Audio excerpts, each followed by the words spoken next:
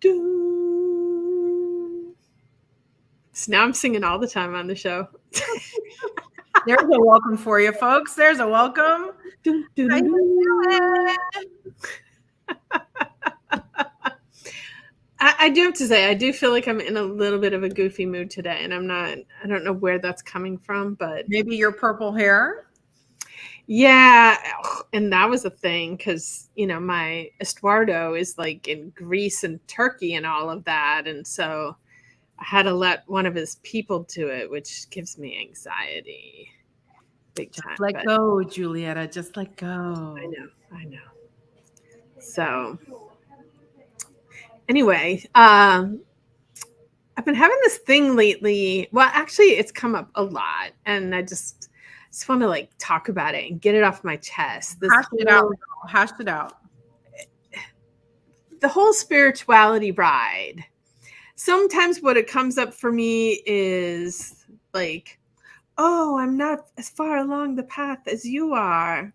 And the other place it comes up for me is like the people who think they're all like high and mighty on their, I'm so evolved and I'm this close to enlightening. I might just go poof any minute now. And spirituality is not a competition, people. It's a journey. And it's not like a straight path. It's a long and winding road. And sometimes you're going in circles and all kinds of stuff. And I'm curious to hear like your take on, because I've been on my spiritual path for a long time. And I see you, not that you haven't been on the path, but especially like diving in deeper now with the Reiki and some of the other stuff. Like, you got any thoughts on this? I will tell you that my spiritual path has definitely been kind of like a spiral, starting way back from when I was very young, and it's gone through phases of, okay, I can focus on this now. And then, oh, I have to focus on this other thing now. And I can't do this right now, like in my own head, right? Which is the story I told myself at the time. And then, so yeah, I've gone through a lot of evolutions and iterations and religious practices and spiritual practices. And I've tried and read so much over the years, I always say I was basically Baptist for the first 15 years, Catholic for the next 15 years, Buddhist after that, and, just keep flowing and keep learning. I will tell you my most positive and my most negative experiences. The most positive experiences have been the ones where I've been received as a novice with open arms. Those are the traditions and the paths that I now more easily understand that you can slide into because someone held the door open for me in a very comforting and very non-judgmental way. The negative experiences I have had is walking into places and being like, oh, you don't know what that is? Or even worse, watching something happen, not knowing what it is, and the space not being created to let me ask a question and say, oh, but wait, why did you do that? Specifically, for example, like my experience within one of those religions that I won't name names so that people don't freak out. But one of those had a lot of traditions to go with it. And I never really understood what any of it was all about, but I was just following right along, and it just, and that's probably one of the main reasons I'm so disconnected from it, because there was stuff going on that nobody explained to me. So like, how could I attach to it? Right. And then I didn't feel safe asking because I was like, oh my gosh, what if I'm the only one that doesn't know? Right. So I think that's really, I don't even know that so much of the spiritual snobbery is necessarily intentional as it is neglectful, That's a positive way of looking at it. I've had the experiences too, not really ever said to me, but I've been in the situation where I wanted to share something with somebody and the other person is like, they're not ready for that yet. And I'm like, who are you to judge if they're ready or not? Like, let them have the information, and if they're ready for it, they'll absorb it. And if they're not, they'll ask questions, or, they'll come back to it at a later time. And I do love that we are offering things, like cacao is definitely a spiritual practice. And historically, I've been to so many cacao ceremonies, and very little explanation has been given about it and how it works and how to work with it. And so I love that we're bringing some of these practices to people, and, explaining everything along the way so it makes sense and it feels, none of this stuff should feel scary. Like when people tell me spirituality is scary, I'm like, and pleasurable. I keep bringing up the word pleasurable, right? All of this should feel really good. Like that's what makes you keep wanting to do it again. I remember the first person who introduced me to cacao, I had, excuse me, I had never even heard of it. And it was a client, believe it or not, who came to me for a photo shoot. And she was like, we cannot do a photo shoot until you have had cacao. And I was like, what is, like, well, first of all, what is it? Is it psychedelic? Like, what exactly is going to happen? And she took her time to explain it to me. And then she handed me the cup of the most warmest, delicious, heartwarming, like just incredible. I was like, oh my God, I could do 100 photo shoots with this. This is amazing. And that was my introduction, and even from the day that she introduced me to it to when I actually started my own cacao practice, a whole lot of time had passed because I had gotten busy and I didn't know anyone else that was drinking it anyway. So I was like, okay, whatever. I forgot what it was that made me say today's the day, but I'm so glad I went down that path. But if it weren't for her telling me, bringing it to me and presenting it in a way that matched where I was at the time and what I was ready to hear, I probably would never have done it, right? Like had someone invited me to a cacao ceremony, I would have been like, I'm not going to something that I don't know what it is. Like, I'm not doing that, So being open, being non-judgmental about it, and kind of just the awareness, that sometimes people have questions that they don't want to ask, and so answer I'm going to put it out there. I know for sure I am, and I think I can speak for you as well, is that we're always a safe space to ask questions. Absolutely. Yeah. Speaking of safe spaces, let's bring on our guest. Dun, dun, dun. Welcome to the show. Buddy. We know you very well, but we want our audience to know you very well as well. So can you please introduce yourself, tell them a little bit about who you are, what you do, and what keeps you passionate? All righty. So hello, everybody. All you beautiful goddesses. I'm deeply honored to be here with you today. My name is Dr. David Lopez from Express Life Family Chiropractic. I am a chiropractor in downtown Fort Lauderdale. Our practice specializes in pregnancy and pediatrics, as well as very gentle chiropractic adjusting, and really using the philosophy, science, and art of chiropractic to impact our community around us. What keeps me passionate? Well, it really is the interactions that I have with my client base and the people around me. And the changes that I see in everybody, which is something that's very interesting for me because I historically struggled with change. And when I see change in people, when I see the energy light up in my clients and people that are getting adjusted in the office, and the changes they go through, that just fuels my passion to assist and empower everybody. There's just something incredibly fulfilling about being a part of somebody's journey of self-discovery, and it's just like keeps me loving what I do and showing up every day. I always tell my clients, it's like I enjoy what I do. It's like I'm always having fun. So like my clients are almost kind of like my friends in some ways, because At work, you usually have friends and that type of stuff. Well, those are my clients because those are the people that I talk to day in and day out. And it's a beautiful journey just to see, like people that have been with us for a long time, or even the new clients, they all are in different stages, but just to see the changes in them, just that's what keeps me coming back to it, and keeps me waking up every day. I love that go ahead.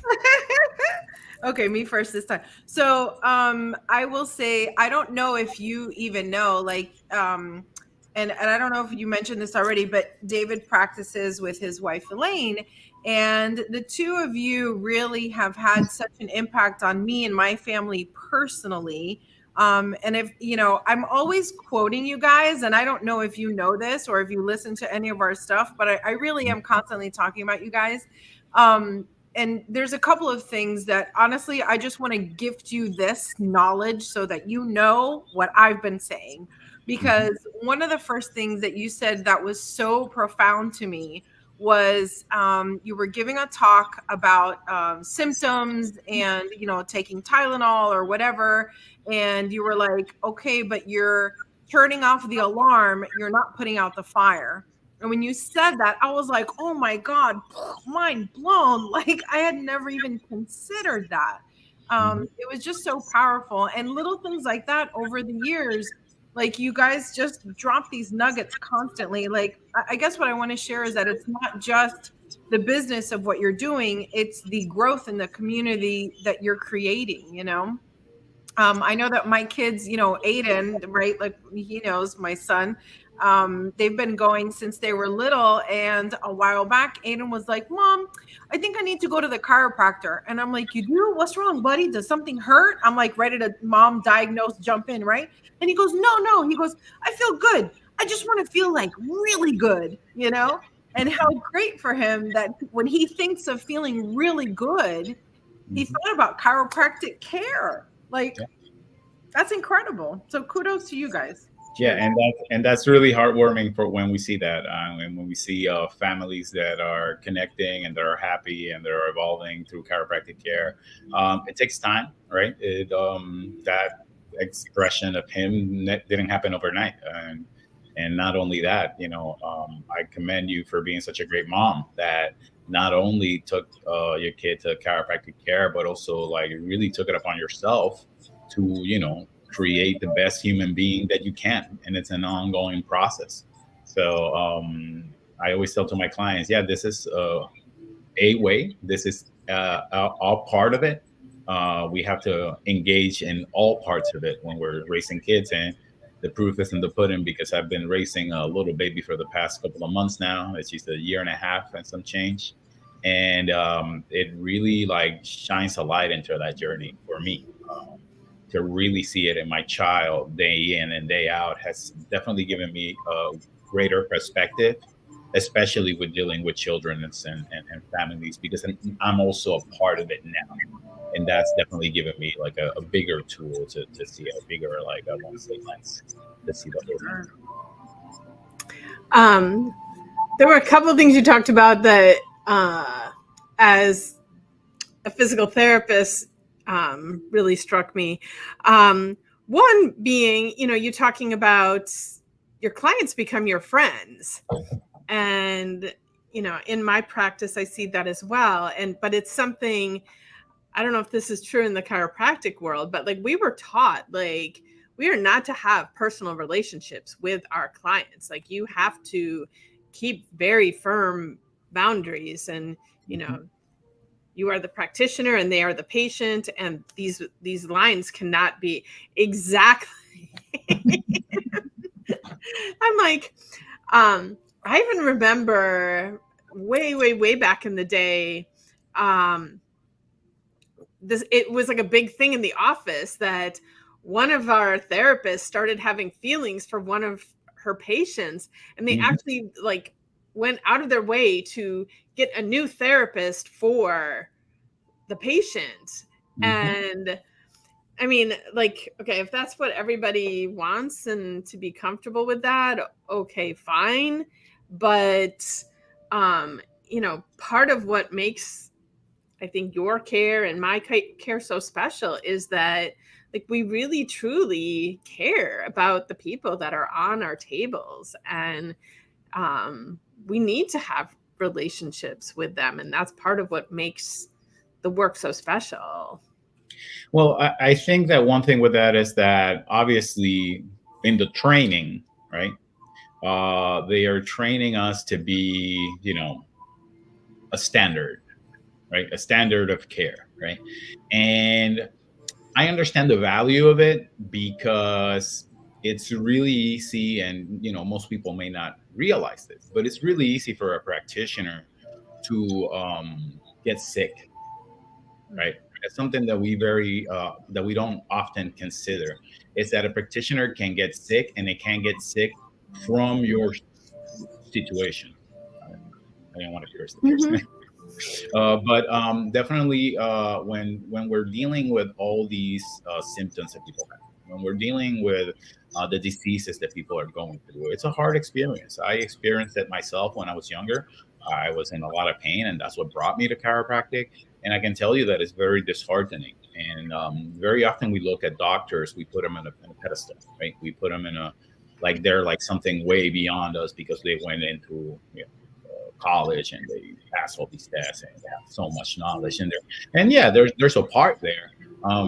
But the issue is that if we don't train well to be able to have our boundaries well set and to really not absorb people's energy, not absorb people's feelings, you get home and you're like destroyed and you don't realize what's going on. And it's like, well, your boundaries were not up. You're not really like in tune spiritually with yourself, so you're just letting all these symptoms kind of get into you, and all these ideas and all these feelings. I couldn't even imagine for like therapists, like mental therapists, right? Like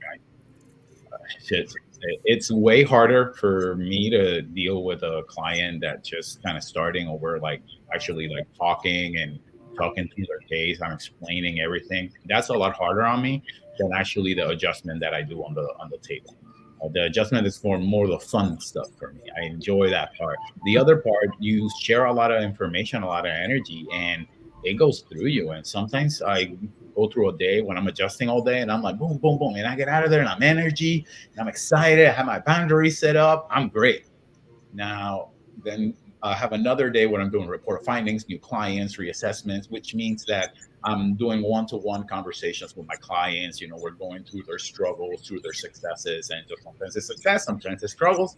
We kind of have to see where it is. But whether it's successes, struggles, wherever they're at the end of that day, I'm pooped.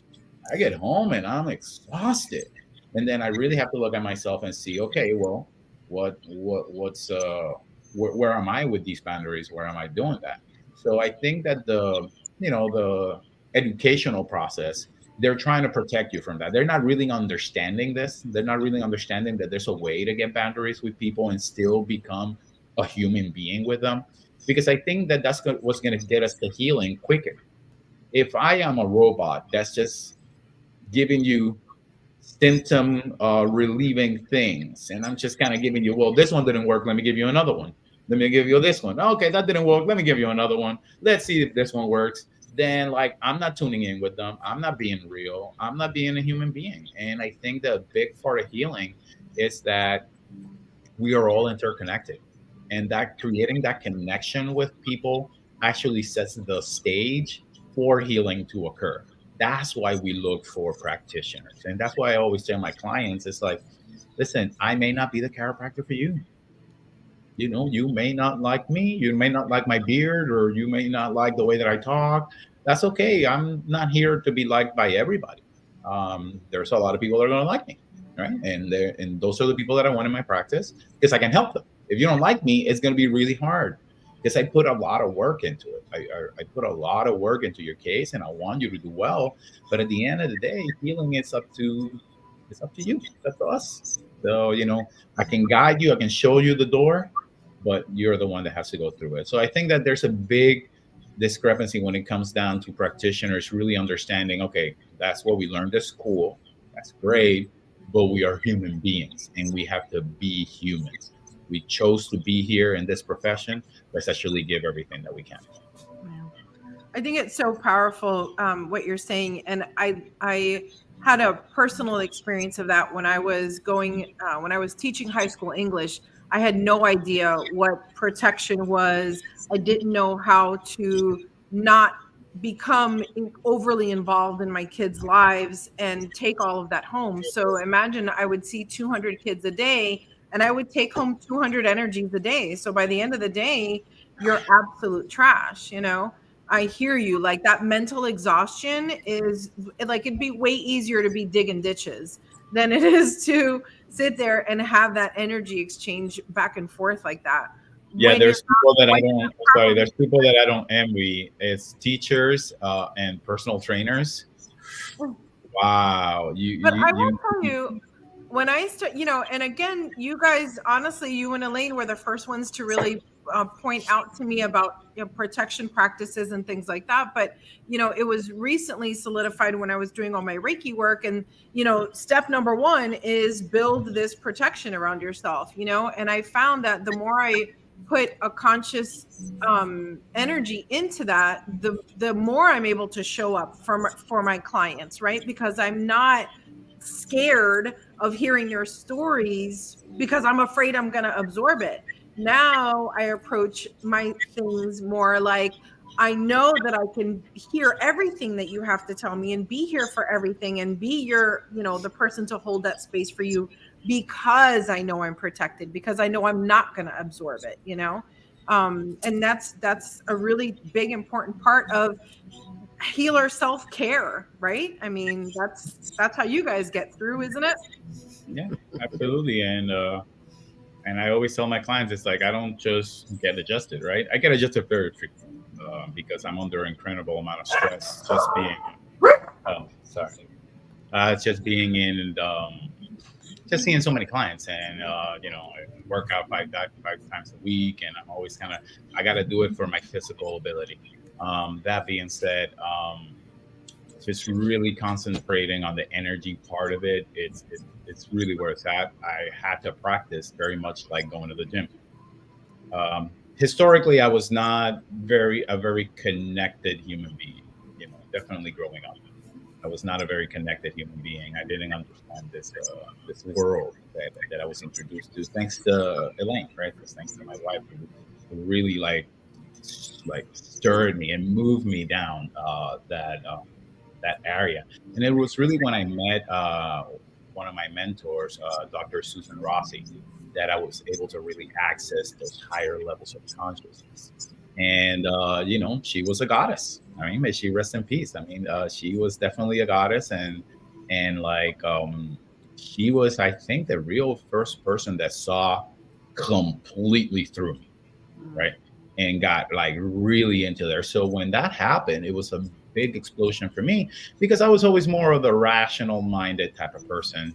I enjoy philosophy very much. I enjoy logic. I went through my bachelor's in Hispanic studies and philosophy. So it had very little to do with the medical profession in general, sciences and that kind of stuff. So when I get into this world of healing, and she really was able to see through me, it opened up those channels. And then what happened was that I became, I think you mentioned something before I joined in. What was that? The energetic snobbiness. What was it? What do you call it? Snob. What? A spiritual snob. The spiritual snobbery. So I encountered and participated in a little bit of that, because when you have this really profound expansions and realizations, you kind of give yourself a little bit of a pat on the back, and you get like, hey, I was able to do it, and most people can't really do it. Ha ha ha ha, I'm so spiritual, I'm in the fifth dimension, whoa. And then my teacher stops me in my tracks and goes like, hey, listen, buddy, um that's you're talking bullcrap over there. No. Where did you choose to live? You're here in the third dimension. Okay. So talking snobby about your spirituality is just another ego thing. So I want you to cancel that immediately. You can continue being who you are because you're a psychic person, you're a connected person. You just got to know it. You just got to feel it. You just got to be there all the time. When the reason why you start becoming snobby about it is because you think you're something greater than what you are. No, you're the same person. You don't have to change the way you talk. You don't have to. No, you can be the same person that you are and be a completely spiritual, connected, psychic person. And that was a big realization for me. She was the one that helped me get to where I am right now, and she's with us right now in this moment. So I thank her. I'm actually, this is the first time I'm hearing this. I didn't realize that you didn't tap into this until later in life. Knowing you, I assumed it was a part of your life for very long. Way later. I was like, men are reasonable, women are emotional, blah, blah, blah, blah, blah. All these rhetoric, that just things that you hear, right? And, don't blame me. It's just media and the world and men and women, how we respond. You tend to kind of form your ideas with what you learn in the moment, right? I just needed access to those teachers. And one thing that I recommend to everybody is that you need a teacher. You need a teacher. You need a regular teacher, like for the rest of your life. If you don't have those teachers, and you will be teachers to somebody else, of course, it's part of life. If we don't realize as human beings that all of us are teachers at some point in our lives, we're discrediting ourselves. It's really important to tune into that. But the quality of your teachers is going to be the quality of your teaching.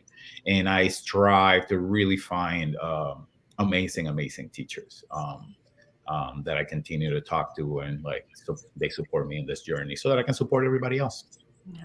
And I think that's such a great point that you made, that you're only as good as not good, but you only go as far as what you're exposed to, right? Like, if no one told you that this and this, then you're gonna believe that and that, like that's just normal, right? This is why we have like horribly racist 5-year-olds, because they don't know, and guess what? They grow up and they just become grown-ups, right?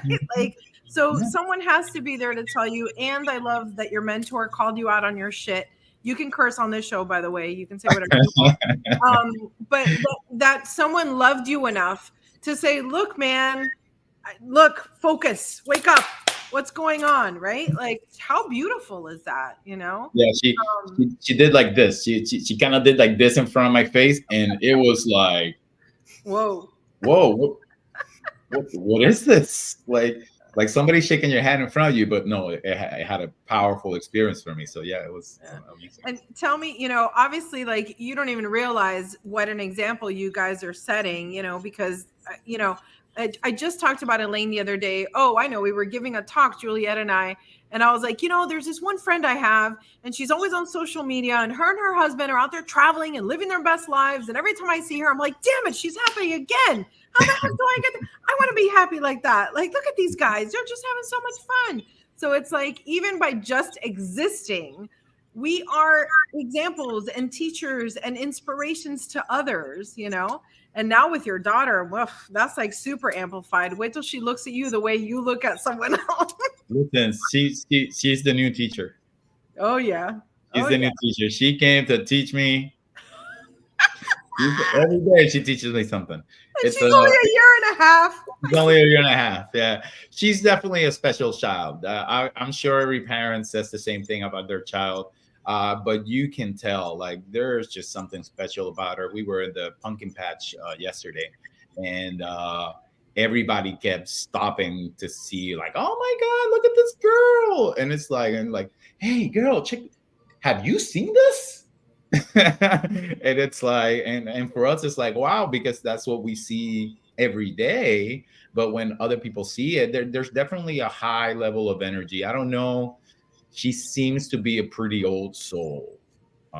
Well, I will tell you that I don't know if you know the story, but definitely, like, she spoke to me because when I found out that Elaine was pregnant and I was telling my kids about it, and I don't know why, but I all of a sudden said, oh, her name is, I'm like, it's Luna, something short. Anyway, and then I was like, I don't know, like, how weird. Like, why would I even say that? When you guys had the baby and you announced that her name was Luna, I almost fell out of my chair. I was like, oh my God, I can't believe I heard that. Like, and I don't consider myself like a super psychic, no-y, blah, blah, blah. But man, that girl was like, here's my name. You're thinking about me? Here's my name. I already know. That was incredible. That's really powerful for sure. That's really powerful. So, because we can't not ask this question on the show. Graciela and I are making a goddess library full of amazing books. What book do you want to add to our library that you think every goddess should read? It's tough for me because I am not the type of person that has a favorite thing. They always tell me, what's your favorite book? It's like, dude, I don't know, man. Like there's all of them are a part of me, right? What's your favorite movies? Jesus, man. Like I can't say. That being said, I got some important books in my life. One of them is The Way of the Superior Man by David Data. And I know that, this is a recommendation for the goddesses out there, but I actually think that all goddesses should read it. There's a female version of it. I don't remember the actual name of the book. There's a female version of that book, but it's like how to tune into your real masculinity. Masculinity in this day and age has been just trashed, and we see that, often I see videos on the fall of men and how men are dying, and they're not really stepping up into like what a real man is supposed to be. So this book was a real eye opener for me, because I was in that polarity pole from myself. I definitely was not the true man that I've become and that I continue to try to become. It's an everyday thing. You never stop, right? But that book definitely helped me understand really the main differences between men and women. Women have also changed dramatically in this day and age, and we're seeing a big issue because now it's even harder for men to connect with women in a deeper level. It's really hard for women as well to connect to men in a deeper level. So men are not, generally speaking, the type of humans that like to look inside and take a look into their heart, right? It's not something that's taught to us. It's not, we're not indoctrinated in that. We're indoctrinated in like, whoa, emotion. Oh, no, you know. So, you grow up not really connecting to that area. And then you use your examples in life. You use the men in your life that actually are, what you strive to be, right?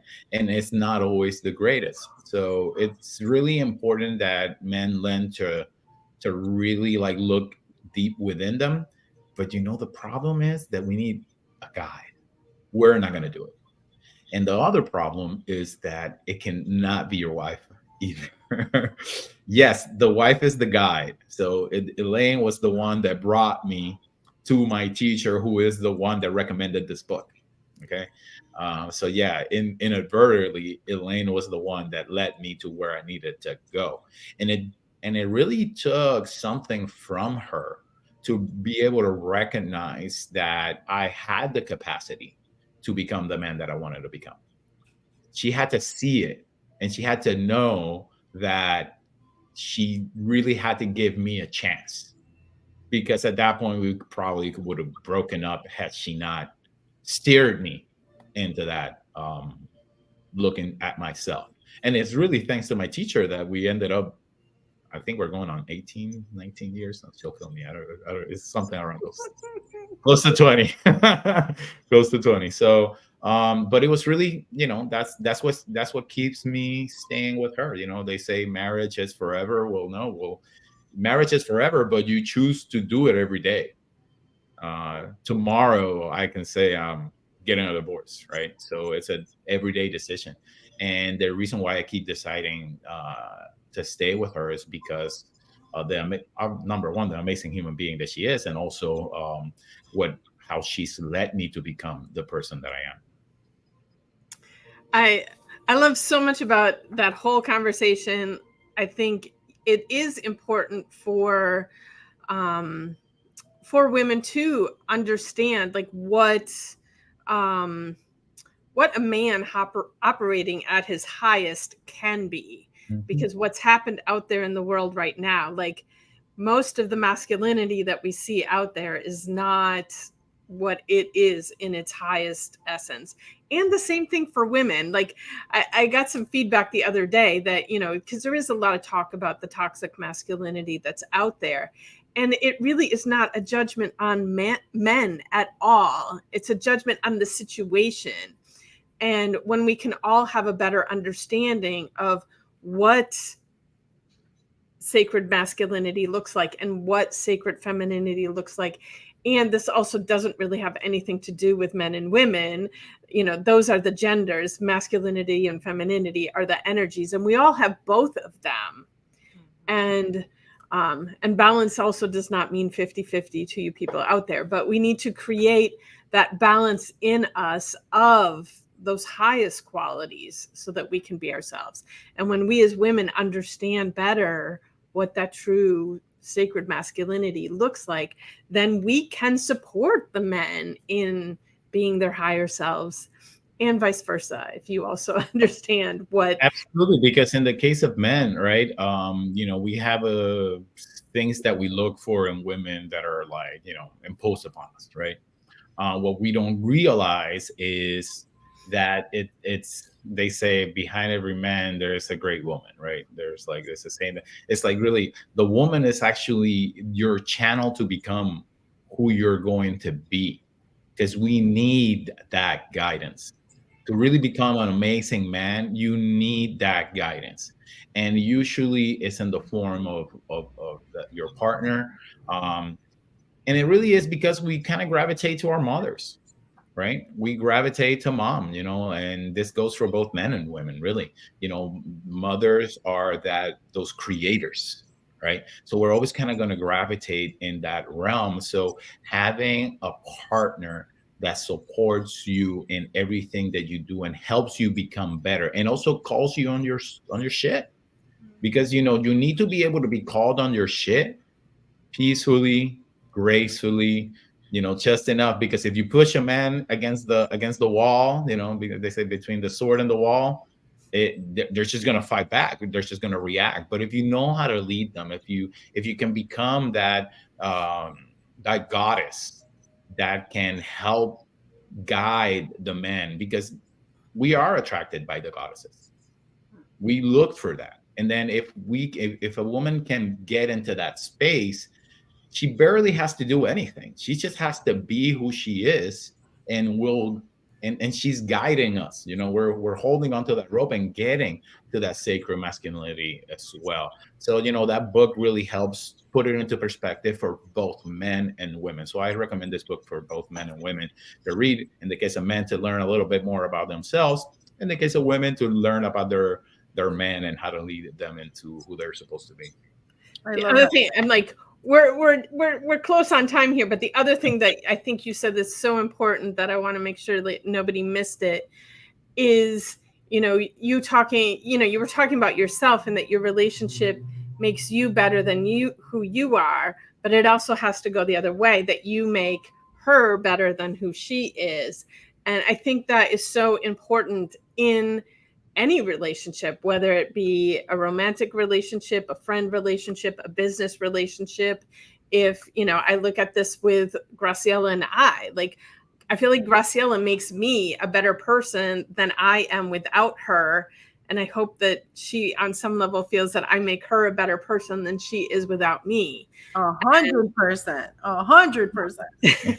So, and if you want to know more about that, I have another website that I have not really talked about here, but because I haven't given it a lot of attention lately, but I do have a website called Love at Juliet, or www.julietta.love, where I have blogs about my passion about love. And one of them is called Relationship Math, and that 1 + 1 has to equal greater than 2 when there is a relationship there. So I just wanted to, you were talking about it, but very subtly, and I wanted to make sure no one missed that, because that's just a super huge important piece. I was thinking the same exact thing. I was like, oh, we have to pull that point out, because that one's such a good point of how it is symbiotic and how being our best selves lifts up the other person.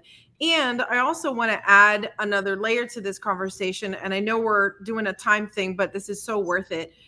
Is that, you know, I would like to free us a bit from gender roles as well, right? Because it's not just boys and girls, quote unquote. It's feminine, masculine energy balance and feminine, masculine energy balance, right? So this counts for everybody. It's not just a man married to a woman and that relationship, right? It's how all of these energies are showing up and what your partner needs to fully be their best selves, you know? And so giving the other person the space to heal and grow and become, and like you said, being called out on your shit, like, sweetheart, I love you, but man, look, mirror, you know? I just think it's so powerful and it's so necessary. And it goes back to the conversation, the initial conversation with providers, right? If we are not working together to become better, me as a provider and my client as the patient, if we're not working together, we're not sharing that energy, right? We're not accessing that polar opposite or the positive, the negative. We're not in that yin and yang kind of connectiveness, dissonance, right? Everything in life is frequency, vibration, and tone. This the bottom line of everything. That's what we bring in our chiropractic adjustment every single time. That's how we assess everybody. We're looking for dissonance and helping the person connect to that so that they can play beautiful music. But it really takes both people, whoever they are, wherever they are, whichever identity they have, it does not matter, right? We all, like Julieta said, we all have the positive and we all have the negative. We all have the masculine, we all have the female. We're all goddesses and we're all gods. And we need to connect to that so that we can connect to each other. I think that our society today is being just pulled apart. It's being polarized. That book talks about that. How have we been ripped apart? And I think that there is an agenda. There's an agenda to continue doing that and continue separating people through their sexuality, through their sexual identities, through their political views, through their race. It keeps communities at odds with each other when we really have to be connecting to ourselves and seeing, what's happening in the world, because there's so many things going on right now that need our attention. But when our attention is on fighting each other, fighting our wives, fighting our husbands, our partners, our children, the educational system, the healthcare system, if we're fighting against each other, where focus goes, energy flows. We're just going to continue, creating that dissonance. We want to connect. We want to start becoming one with each other so that we can actually heal this world together. Here's to making music. Thank you so much for being on the show, David. We love having you on. We love having men on the show. Don't let the title fool you. Please join us. Please participate in our Facebook group. Let's further this conversation, be a part of it, and let's make music. I love it. I love it. Thank you very much for having me. I am blessed to be here. I'm blessed to know you, both of you ladies. You're amazing, and you've empowered me to, get out there more as well and connect with the community. So you'll definitely see me around again. Yay! Have a magical day, everyone.